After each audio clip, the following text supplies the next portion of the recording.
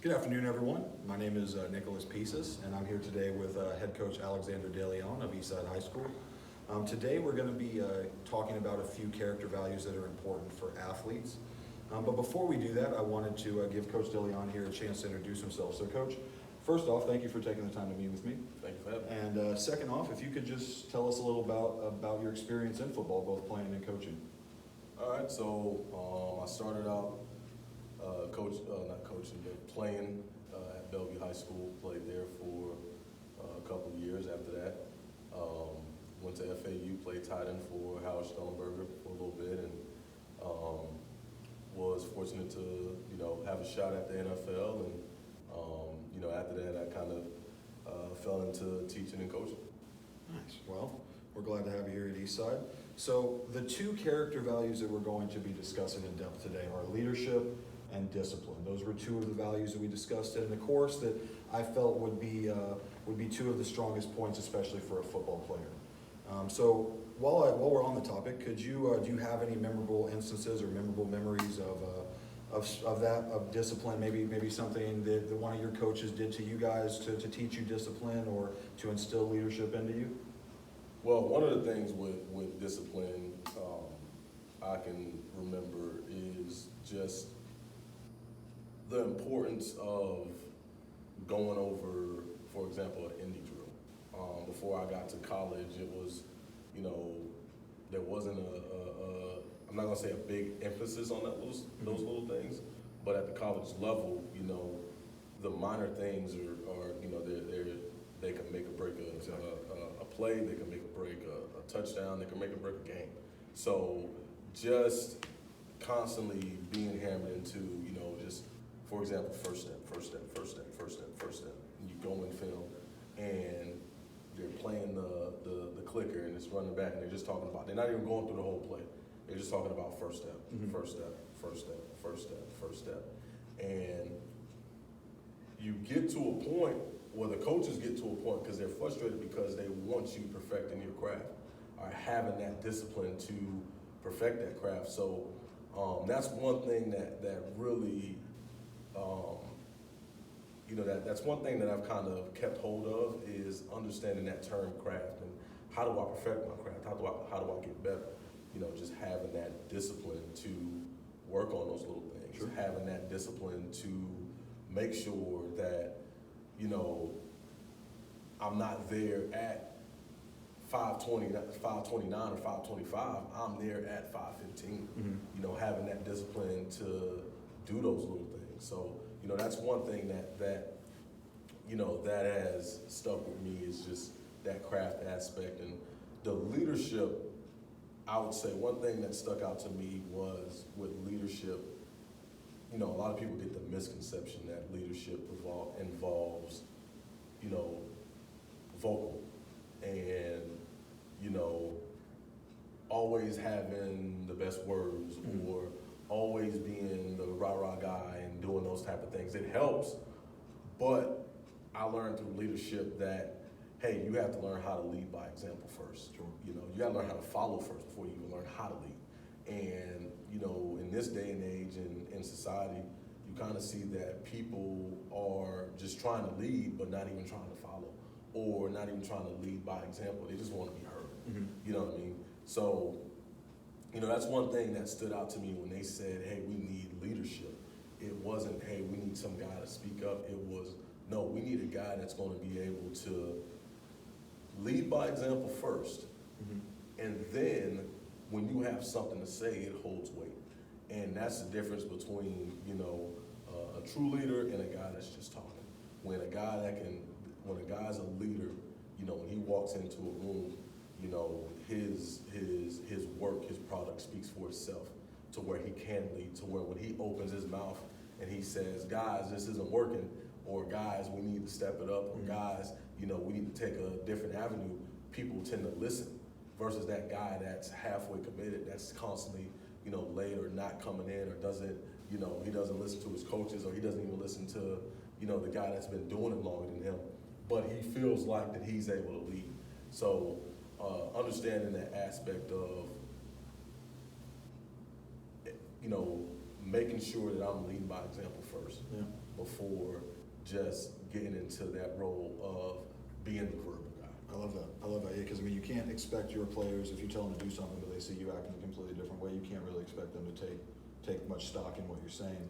No, you can't. I mean, it's you know, I had a conversation with the coach about that, just, you know, explaining to him, and he was a younger guy, but just kind of explaining to him, like, Coach, you can't preach being accountable if you're not accountable. Exactly. Like, I can't preach, I can't chew out a kid for not coming to, you know, practice on time, and I just showed up 20 minutes late, you know.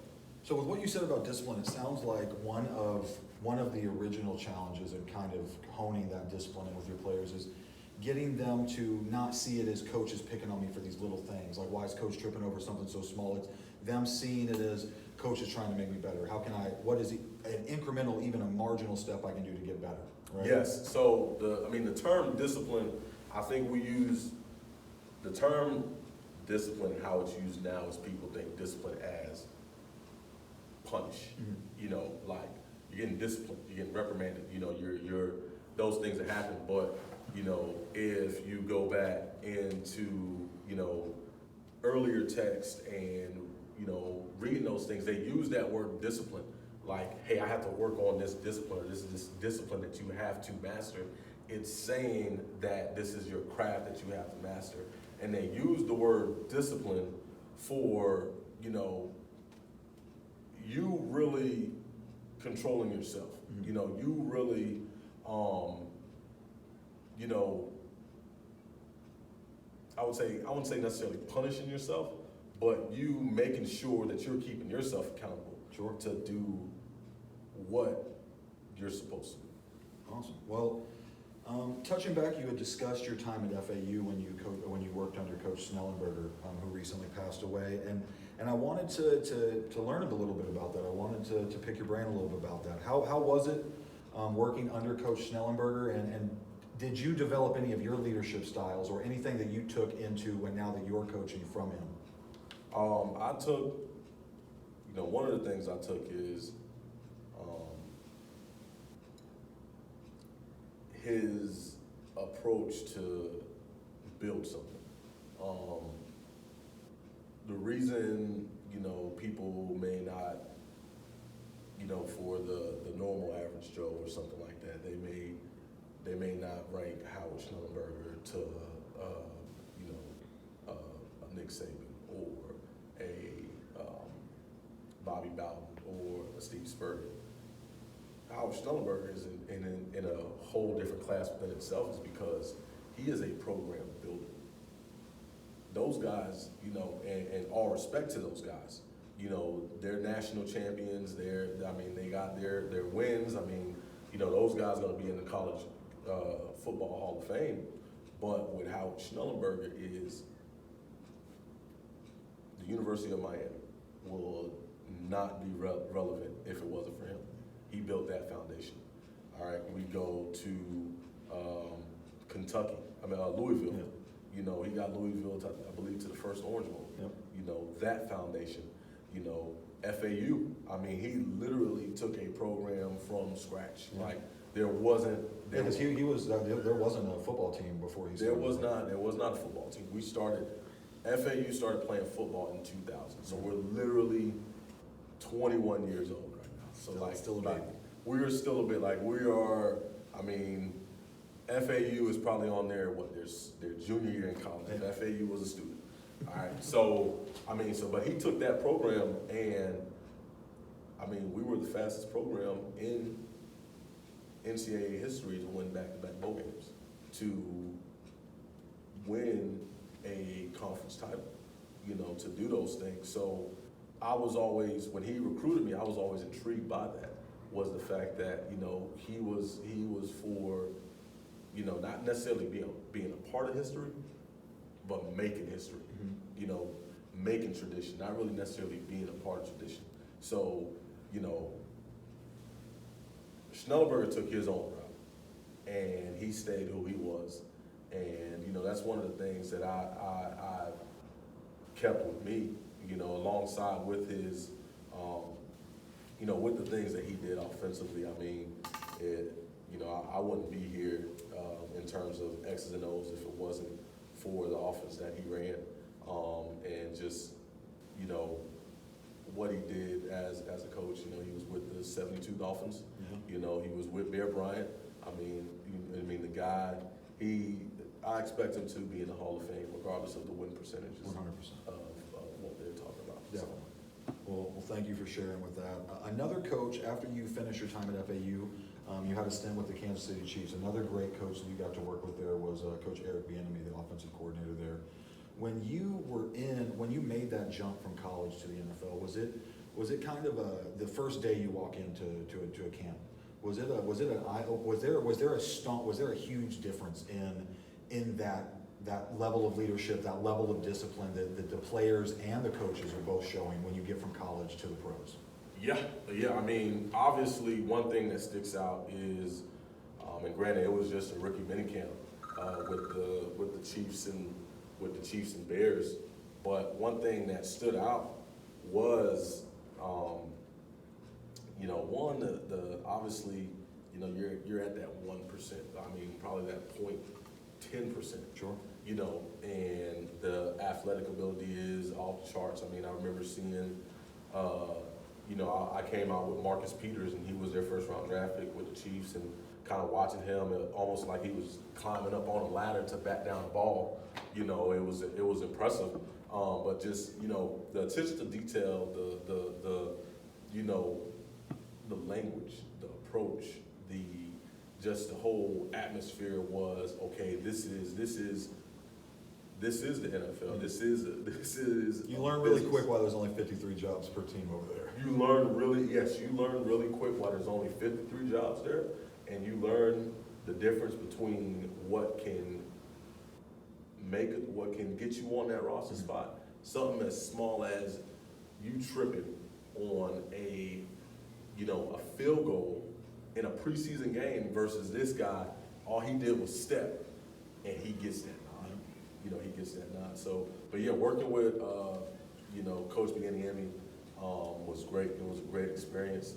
He allowed me to, I was actually in the running backs meeting room. I'm a tight end, so I've never played running back, but I was with the running backs and the fullbacks. But it allowed me to kind of expand, my knowledge as a football player, and just him coaching me was pretty exciting. Looking back on it, looking where he is, I am real proud of him. He kind of actually he helped me to kind of get jump started in the coaching. Oh, really? Yeah, he, after I didn't make it with the team, he actually gave me his personal cell phone number, and I'm not gonna say we necessarily stayed in touch, but when I wanted to get into coaching, I did call him up, and he gave me some good advice, and I ran with it, and I'm blessed to say that I'm here. Well, that's awesome. Well, actually, that's a good segue. Moving on to now that you are coaching. So this was your this past season was your first season as head coach, but you've had a few years as an offensive coordinator before that. When you are working with your athletes, and this is at the high school level, so when you're working with these young athletes, how do you look to develop that level of leadership in your players? I would say the first approach that I have is with coaching at the high school level, that you have to understand that a kid coming in, he's possibly turning 14, coming fresh out of middle school, he has no idea. Mm-hmm. He has no idea. He has no idea how to lead. He has no idea what we mean by discipline. He has no idea of time management. He has none of those things. So when I approach that kid, it's building him up in that aspect of letting him know, hey, this is how things are supposed to be done. Sure. And the two things I asked a kid, I said, you give me two things, and I can never be upset with you. Effort and be coachable. I said, I may get frustrated, but I can never be upset with you if you give me effort and coachable. Give me effort and be coachable. All right? And if you give me those two things, I can work with that. All right? And usually, the majority of the players that I have that doesn't necessarily tend to reach their potential is because they chose not to do one of the two things. You know, either did you give that effort or were you coachable? Sure. Meaning, hey, did you give effort in the classroom? You know, did you give effort in, you know, making sure that you got here on time? Yeah. Did you give effort in remembering to not forget your cleats? I mean, you know, in terms of being coachable, you know, are you always going to make an excuse? So I think what you're talking about is it doesn't just start and stop on the football field when you're trying to impart this knowledge into these guys. It's in every aspect of their life. It's in every aspect of their life. I mean, and it really shows, I mean, the football field shows who you are. It really shows who you are. Like, it shows your product. It shows your personality. Like I tell these kids, I said, I love, what's the word? What's the word I'm looking for? Adversity, that's the word. Long day. But, you know, I love adversity because it shows who you truly are. It shows who you truly are, and that's gonna show not just on the football field, but that's gonna show in a marriage. You know, that's gonna show in your job. Yeah. That's gonna show, you know, if you get, if you get fired from your job, you know, who are you? Are you going to act out if things don't go your way? You know, are you gonna throw a temper tantrum? You know, so that stuff isn't just about, you know, X's and O's and, you know, how to do things on the football field. That stuff translates off the field as well. So, you know, I read into those things. Like I tell the kids, I say, I evaluate from the way you spit to the way you tie your shoe. You know, so it's not just how fast you can run, jump, skip, and hop, because I can pull a kid off the street and he can run faster, jump higher, skip faster, skip better. So I can't just base it off of that. I love that. I love that. Now, not just with your players, but also with your coaching staff. Is it important for your coaching staff to preach that same message, to show themselves as strong leaders, and to hone in that discipline? How do you approach building up your fellow coaching staff? So I base it off of 3 core values that I have. All right, integrity, faith, humility. You know, those 3 things. And if the coaches hone into those 3 things, they're going to do exactly, you know, what I'm expecting. Sure. You know, just kind of having that faith. Starting off with faith, if a coach can have faith, and I'm not just talking about you know, in a religious sector, you know, I'm talking about faith in the sense of, you know, trusting the process. You know, trusting the process of, you guys got to understand as men and as adults that if we're losing 50-0, that you got to show these kids how to still walk out of here with your head high. You got to be the visual example to show, okay, things aren't going well right now, but that's part of the process. You know, having that faith in that, Sure. having that faith in that kid, you know, having that integrity, doing things when no one's watching. You know, doing things when no one's watching. You can't tell a kid, to hey, you shouldn't be smoking weed, but, you know, you're at the house smoking a joint. Yeah. You know what I'm saying? Practice what you preach. Practice what you preach. So just having that type of integrity, you know, that stuff is going to show, and having that humility. And as men, and as football is an A-type personality, and some people believe, it's I'm not going to say it is, people believe that it has to be A-type personality. And one of my coaches, he said, you can either be a negative A or a positive A. And that negative A type personality does not have that humility. Being able to not allow a disagreement to cause discourse. Sure. You know, just being able to have that humility to say, hey, I don't know it all. Sure. You know, being humble enough to tell a kid, being humble enough to be, and have that humility enough to tell a kid to say, yeah, I called that wrong, that's my fault. Take that on me. All right, so now that shows that you're willing to learn, you're still willing to learn, and that you're also human and that you're not perfect. And that also probably helps with your athletes when they see, oh, well, if Coach D is taking the blame for this, like, it also makes it harder for them to now try and shift blame elsewhere. Well, it wasn't me. Because if they see their head coach, if they see their offensive coordinator, their defensive coordinator, hey, I'm willing to admit when I screwed up. Exactly. There's no reason that they should not adhere to that same thing. Exactly. And that's what I look for in my coaches. So, you know, we have to practice what we preach, you know, and what we do is going to be the main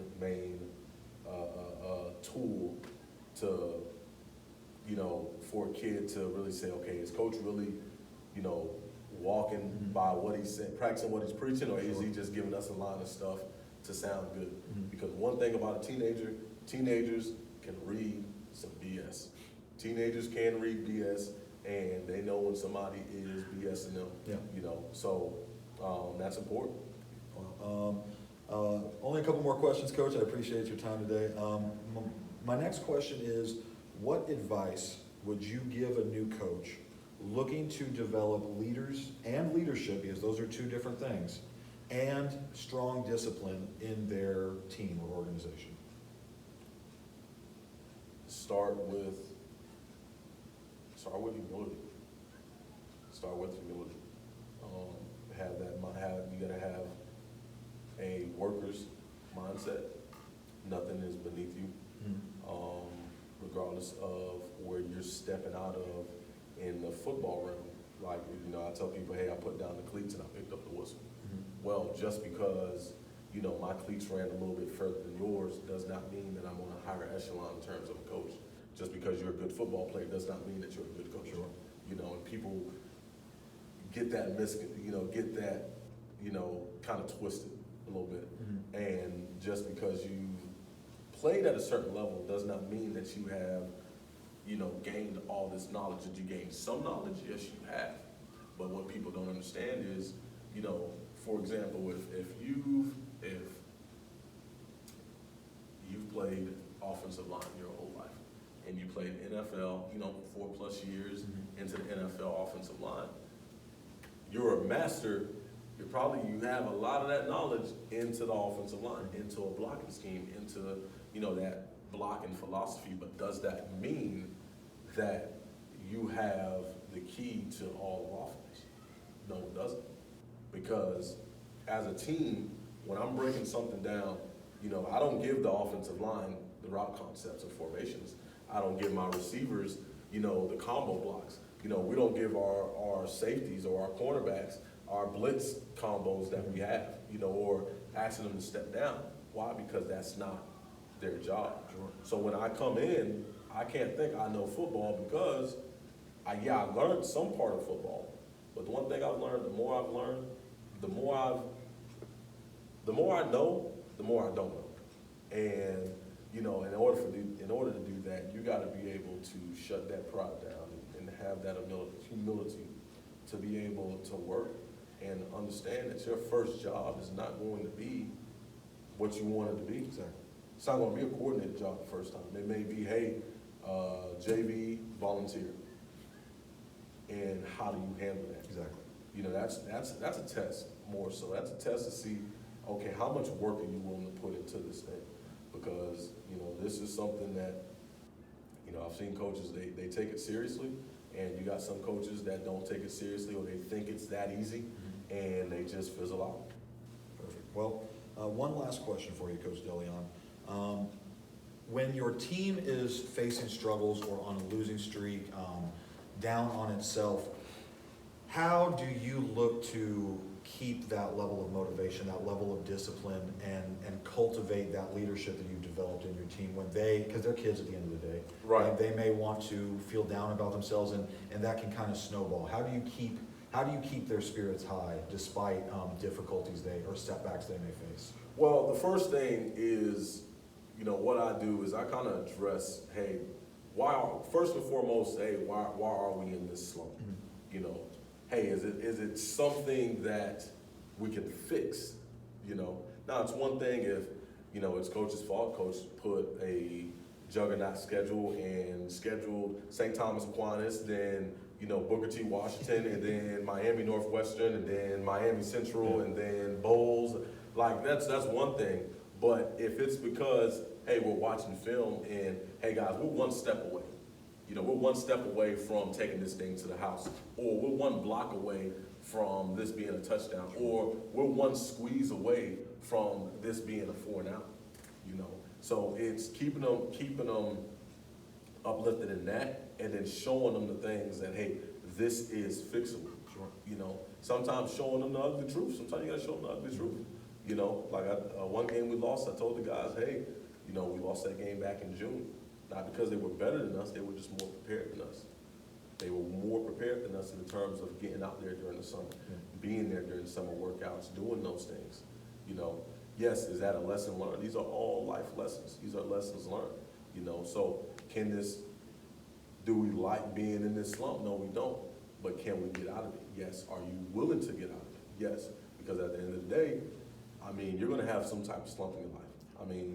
You might, lose a job, then lose a significant other, and then turn right around and, have to file for, foreclosure, and, things aren't going your way. So how do we respond to that? Do we, waddle in our self-pity, or do we push through and, we find a resolution to it? Well, Coach Deleon, thank you so much for taking the time to meet with myself and my fellow classmates today to go over a few character values that are important to us. Thank you for your time. Thank you. And I appreciate it.